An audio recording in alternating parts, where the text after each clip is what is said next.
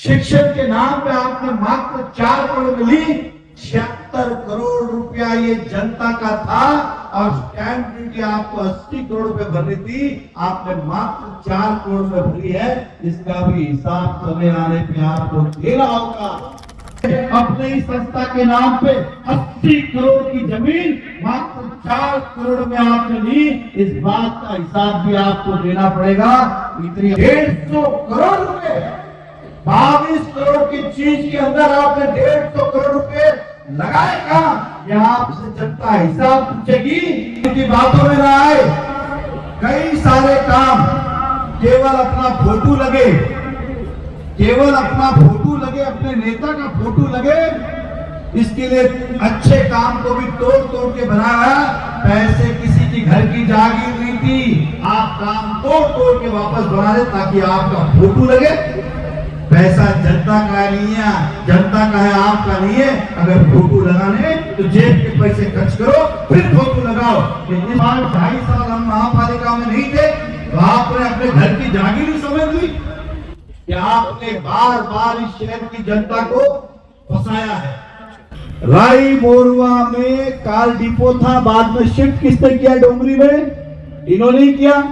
हजारों झाड़ के कत्ल किए गए और आप भी दोषी हो। अरे जख्म भी आपने दिया और मलहम भी आप लगाने आ रहे हो। किस जनता को आप गुमराह करने का प्रयास कर रहे हो? जनता बेवकूफ नहीं है, हिसाब लेना होगा। स्वास्थ्य के लिए क्लस्टर योजना लाई, आज पिछले 4 साल से लोग त्रस्त है कि उनकी बिल्डिंग का रीडेवलपमेंट नहीं हो रहा है। अब आप कहते हैं कि क्लस्टर के अंदर हमने सुधार लाई। अरे जख्म भी आपने दिया था। टोल नाका की बात करूं, बात थी ट्रैफिक हटाने की, निकले कि हम या मीरा भाईंदर के हर नागरिक की सोचे जाए, लेकिन नहीं गए। आपने फिर जनता को गुमराह किया। जिस तरह से मैं वहां का पोडियम यहां ले आ गया, उन्होंने भी वही किया, वहां का टोल यहां ले आए। आप बिंदास अपना वर्चस्व और अपना नाम बढ़ाने के लिए जनता का पैसे का उपयोग कर रहे हो कि जनता आपसे आने वाले सवाल पूछेगी। आपने कहा हम उत्तर भारतीय भवन, वारकरी भवन, मराठा भवन, मिथिला भवन, केरला भवन, उत्तराखंड भवन, उनके पास आप जाइए, कोई भी भवन बोलिए, वो 1 मिनट में दे देते, वापस आ जाएगा। इसलिए मैं शहर की जनता को, सभी समाज को कहता हूं, ऐसे लोगों से आप सावधान रहें। ये ना कल आपके थे, ना आज आपके, ना कल आपके होंगे। इन्हें केवल मतलब है तो वोट से और कुर्सी से। आपने एक हॉस्पिटल के रिजर्वेशन की जमीन सनटेक नाम के बिल्डर को बेची और कहा कि 300 बेड का हॉस्पिटल बनाएगा।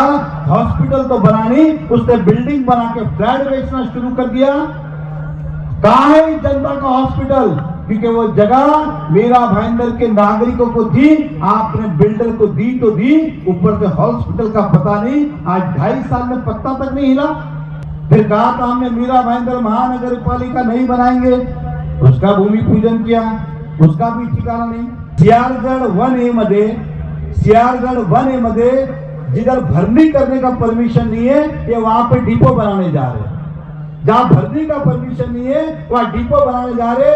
आप भी यहाँ हैं और मैं भी यहाँ हूं। लगा दो शर्त कि 2.5 साल के बाद हम फिर मिलेंगे, या तो आप चुनाव नहीं लड़ेंगे या मैं नहीं लड़ूंगा। हिम्मत है तो लगाओ शर्त। किसको बेवकूफ बना निकले? नारियल फोड़ फोड़ के जाते हो।